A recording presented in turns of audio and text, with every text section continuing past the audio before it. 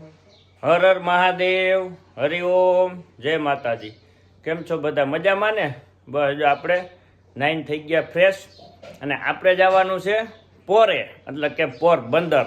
તો હવે આપણે જો તૈયાર થઈ ગયા છીએ, નૈનાને કહી કે આપણે ખજૂર દૂધ પાઈ દઈએ એટલે બપોર લગી આપણે જમવાની જરૂર ન પડે। આમ તો કાયમી પાઈ જ છે, પણ આજે પાઈ દઈએ, આપણે જવું છે એટલે દરેક ઉતામળ છે। શું વાર છે હવે? કઈ વાર નથી, તમને સારું પાવું હોય એમાં કઈ ઘટે નહીં। ખજૂર વાર તો ખરી, પણ પાછું ગારીને પાઈ એટલે સાવવું ન પડે। કારણ કે હું દેવાંશ ને આવી રીતના જ પાઉં છું। દેવાંશ તો હમણાં શીખો છે ને તો આખો દિવસ ખજૂર વાળું દૂધ જ પીવે છે। એ રાતના ઉઠે ને તો એમ કે મને ખજૂર વાળું દૂધ પીવું। તમારે બેયને ખજૂર વાળું દૂધ પીવું, અને અત્યારે શિયાળામાં સારું ખજૂર વાળું દૂધ।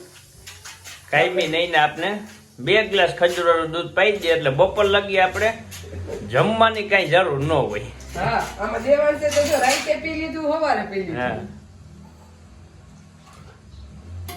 આવ્યો ત્યાં બીજું ગાળી લઉં, અને ખજૂર વાળું દૂધ એમ લાગે બહુ મીઠું, કારણ કે આપણે રાતના દૂધ ગરમ કરી ખજૂર એમાં નાખી રાત પલળે, પછી સવારે બ્લેન્ડર મારીને દેવાંશી પપ્પાને ગાળી દઈ દઈ કે પી લ્યો એમ।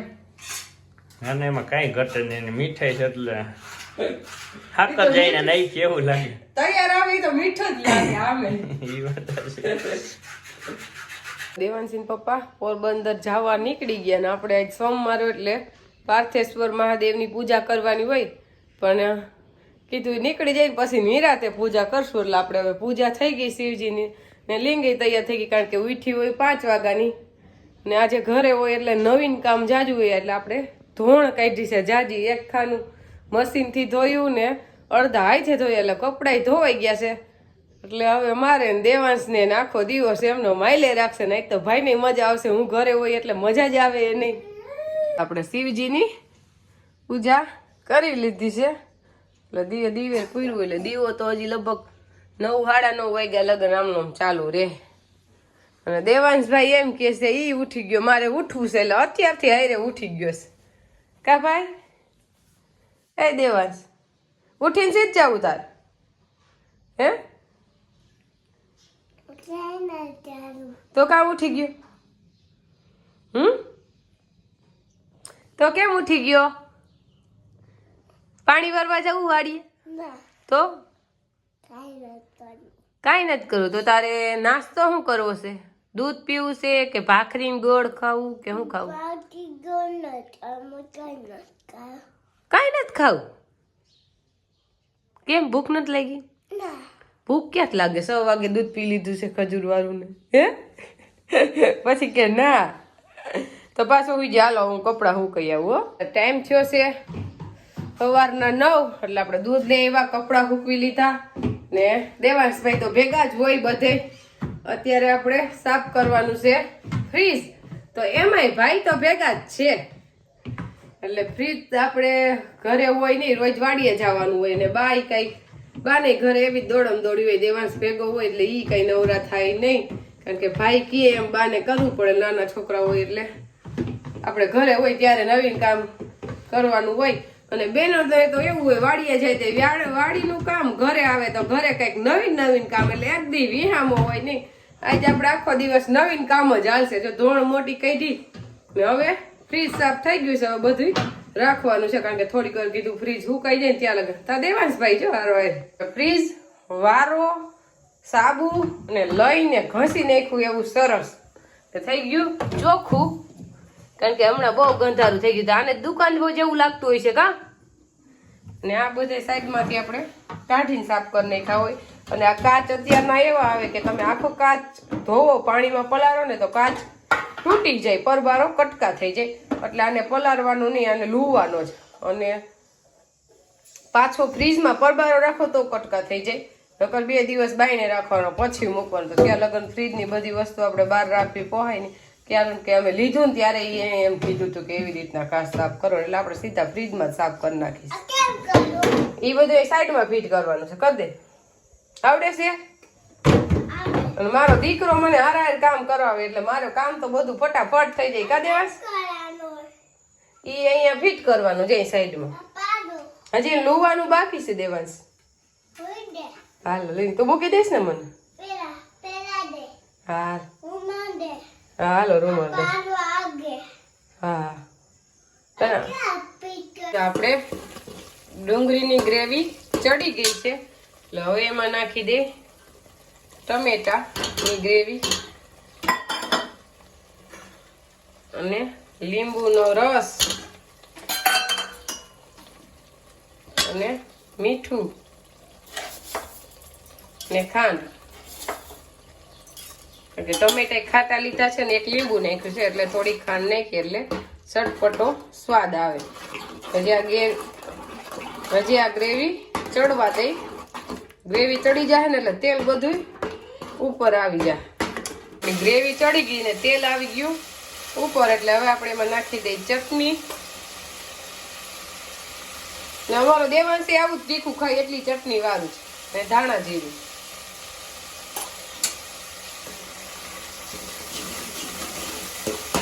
હા ભાઈ મિક્સ કરી લઈએ એટલે ચટણીને ચડવા દે પછી ચણા નાખી. આપણે મસાલા નાખી દઈએ ગરમ મસાલો, છોલે ચણાનો મસાલો,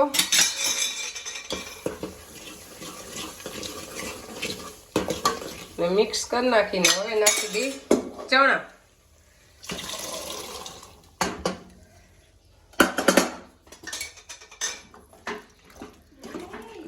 ચણામાં જે પાણી હતું ને એ આપણે એમને રાખી દીધું એટલે હજી ઉકળશે ને એટલે ઘાટું ગ્રેવી થઈ જાય. આપણા છોલે ચણા બનીને થઈ ગયા તૈયાર. અને બહુ રસાવાળા અમને ભાવે નહીં એટલે મીડિયમ રસો રાખ્યો છે. ગ્રેવી વાળા ભાવે, રસો બહુ ભાવે નહીં.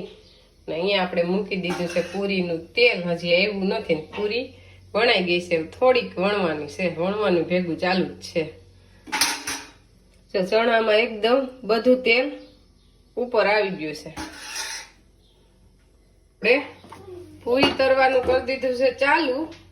ને પૂરી એવી સરસ ફૂલી ફૂલીને થાય છે કારણ કે ભટુરા જેવી જ થાય છે પણ આપણે ઘઉંના લોટની પૂરી કરી છે. એમાં હોય મેંદો ને આપણે દેવાંશને ખવડાવી હોય એટલે મેંદાના ભટુરા નથી કર્યા, પૂરી બનાવી છે પણ લાગે એવું જ જો સરસ ફૂલી ફૂલી. હવે આપણે આવી રીતે બધી પૂરી તરી નાખી.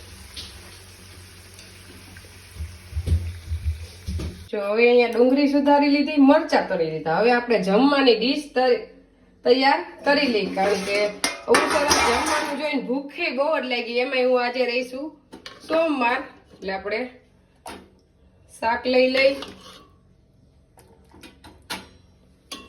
ને પૂરી લઈ લઈ.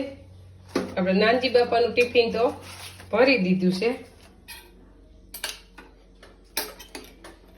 ને ડુંગળી અને મરચા. હવે આપણી ડીશ થઈ ગઈ તૈયાર. હવે બેહી જઈ જમવા. જો મને અને દેવાંશને મૂકી દેવાંશના પપ્પા વઈ ગયા છે પોરબંદર અને હાંજે તો દેવાંશને વાયદા કરતા હતા કે તમને લઈને જાઉં. કા દેવાંશ? અમે તો 5 વાગે હે તમે ઘરે હાલો, બીજી વાત નહીં. અહીંયા તો આહુણાની ગંગા ને જમના વહે છે.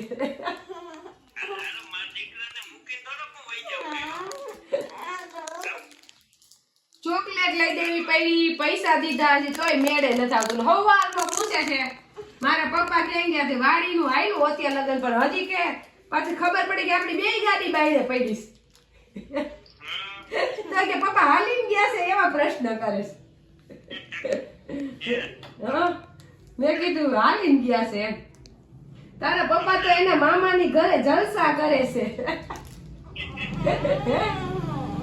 એમને બિસાડો હાઈ જેવું કહેતો તો તમને કે મારે પોરબંદર આવું ભાખરવડ ન જાવું, ન્યા લગન ની બિસાડો બંધાઈ ગયો તો ભાખરવડ ની ના પાડી હતી કેતો દેવાંશ. અને તોય વધુ મામા ઘરે આવું છે એ કે ભાખરવડ ન જાવ કા ભીમી માસી ઘરે.